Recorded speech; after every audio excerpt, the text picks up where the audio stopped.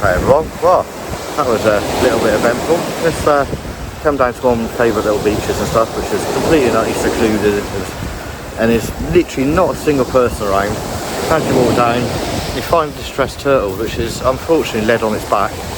So you got to do what you got to do. Save the thing, turn it over, help to get back to the water, got back to the water and swam away lovely. It was absolutely an amazing experience, and I feel so good for doing it. So I just wanted to share it with you guys. I haven't got the initial bit to start with because I was no way was I going to film something that's distressed and stuff.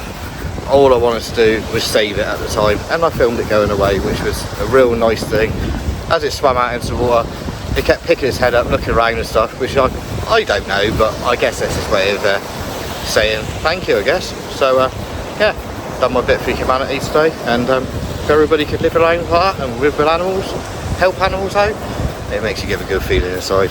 So here's your little bit of footage, guys. Be free, little one! Be free!